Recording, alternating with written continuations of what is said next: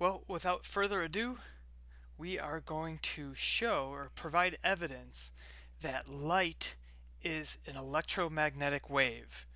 This is my favorite part of electromagnetics. Let's get started. Now, we're going to try to put ourselves in Maxwell's shoes. So imagine being Maxwell and crafting your equations and then figuring this out amazingly.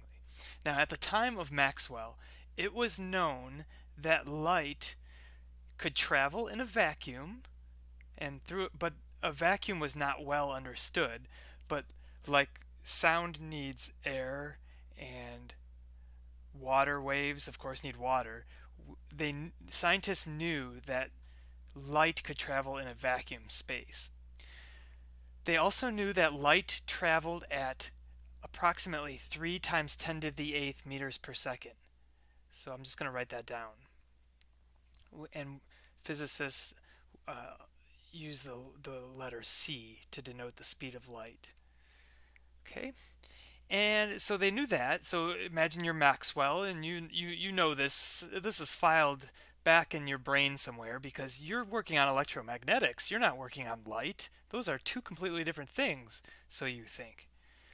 And then it was also known that light had wave-like properties. Scientists knew that light obeyed superposition and obeyed interference. It was not known that light was an EM wave. So Maxwell had no idea that he was working on light. Now, so we know that light can travel in a vacuum. We're Maxwell, we understand that light can travel in a vacuum. Let's consider Maxwell's equations in free space, in a vacuum. So in a vacuum, we have the conductivity is 0. The free charge density is 0. The permeability is the permeability of free space, of course. And the permittivity is the permittivity of free space, of course. And Maxwell's equations then reduce to the following. The divergence of E is equal to 0, again because the charge density is 0. And the divergence of H is equal to 0. Well, that's just because there are no magnetic monopoles, as is always the case. The curl of E in free space would be negative mu naught dH dt. Okay, and the curl of H is epsilon naught dE dt. Now, you may have seen these written a little bit differently with D or B, but this is how we're going to write them right now. This is the more convenient way for the current discussion. All right, so we're just writing them all in terms of the electric field intensity and the magnetic field intensity. And I'm gonna reference these. So I'm just gonna label these 1, 2, 3, and 4. Then also recall the wave equation. Right? So the wave equation says what? Well, it says that if a field E is going to be a wave, it needs to satisfy this equation at least in one dimension. Say dimension Z. Okay, that's the wave equation. Okay, so let's go back to Maxwell's equations 1, 2, 3, 4. Now we can infer a wave from these 4 equations. So we'll just speak qualitatively, and then we'll do the rigorous mathematics. So equation 3 and equation 4 show that a changing magnetic field produces a changing electric field, and this changing electric field produces a changing magnetic field. So here the fields are mutually inducive and will propagate forever in free space. So you've got a change in magnetic field producing a change in electric field. Okay, then that change that was just made then will change the magnetic field again, and this will continue propagating in free space. So this is why electromagnetic waves can propagate in free space. Now, because of the geometry of the cross product in these equations, both fields, and we'll show this in a second, are perpendicular to the direction of propagation. And this wave you studied in physics, this is called a transverse wave. Think about it at a stadium, a sports stadium, and you do the wave, and so when it's your turn, you go up and down, right? But the wave goes perpendicular to you, the wave goes around the stadium left and right. That's a transverse wave. So the disturbance is up and down, and the wave is left-right. That's the kind of wave we have here in these equations based on the geometry of that cross product.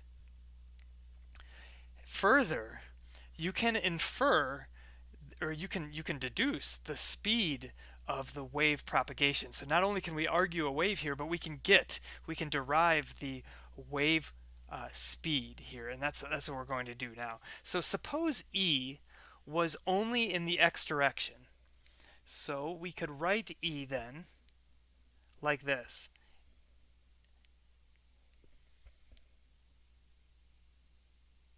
Okay?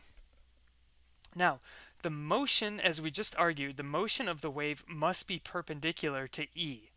And so we'll say, well, what's perpendicular to x? Well, y and z, and we're going to assume that the motion is in the z direction. Let's select the z direction. So that must mean that Ex only varies in the z direction. So equation 3 up there would become the following. The curl of E, right? And how do we calculate the curl? With this determinant. So we would have, again, dx, d dy, d dz. But now, again, if it's only traveling, or it's traveling in the z direction, then this Ex, the disturbance is in the x direction, right? But it's the motion is in the z direction. Okay, so it's a function of z. So when we compute this determinant, we have dEx dz in the y direction, again based on the geometry of the cross product. So our equation 3 then says that this is negative mu 0 dH dt. And so this is negative mu 0 dhy dt ay. So again, we have something in the y direction here, and so we have to have something in the y direction here. That's why we are allowed to make this jump from dh to dhy. We know that in order for those vectors to be equal, they have to have the same direction, so that's in the y direction. Okay, so right away, again, we see that E and H are mutually perpendicular. E, we said, was in the x direction, and now H is in the y direction. Now, from equation 4, let's look at equation 4. We've got the curl of H. So let's compute that.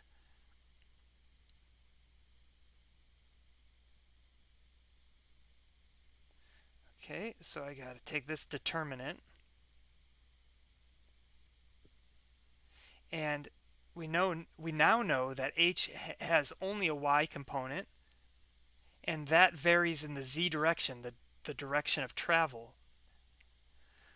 So when I compute this determinant, I get negative dhy dz. I'm not showing you all the details here in the x direction because I trust that you can compute that determinant by now.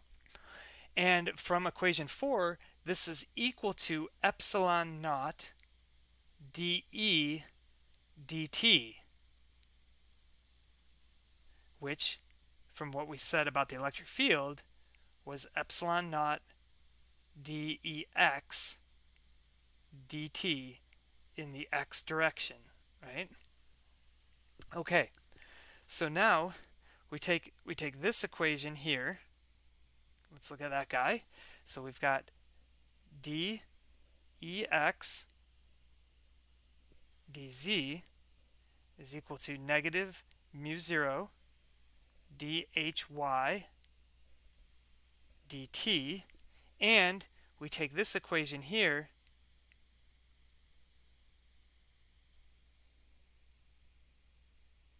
so we've got dhy dz is equal to negative, if I bring the negative over, epsilon naught dex dt, right? Okay, now I'm going to call this equation 5 and call this equation 6. Now if I take the derivative versus z of equation 5, so then I would have the second derivative of ex versus z, and then on the right I would have negative mu 0 second derivative of h, but then I would have dt dz. Okay, and then similarly, if we look at equation 6 and I take the if I take the time derivative of equation 6, I have d squared h dt dz is equal to negative epsilon naught d squared ex dz, dt squared. Okay, so now I have these two equations. So what I can do is plug, let's see, what do I want to do here? I want to plug this thing in over here, right? Because it's related. It's certainly related, right? Because of this equation. So I can do that. And when I make that substitution, then I have a second order differential equation that's just in the electric field. The magnetic, so I'm substituting in for the magnetic field.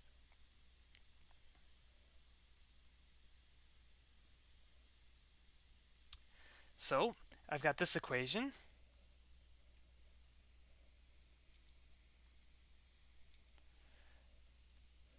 Again, all of this is from Maxwell's equations. Now, I can rearrange this a little bit. And let me do that. So this gives me the second derivative versus time minus, I'll put minus 1 over mu 0 epsilon 0, like that, d squared versus z equals 0, right? Same equation. And now we look at this. So remember, we're putting ourselves in Maxwell's shoes. And we see this, we say, yep, there's our wave, right? That's the wave equation. And we identify then that electric fields move in free space as a wave. And similarly, actually, we can show by a very similar process that the magnetic field moves in free space as a wave with the same speed. So we could show that.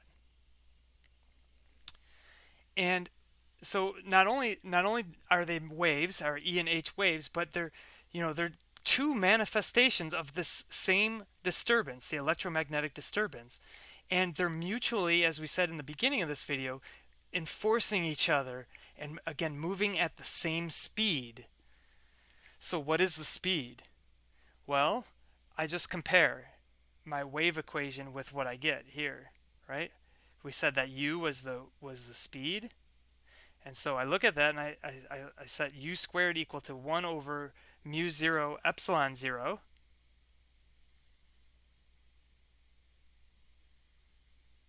And then I solve for u.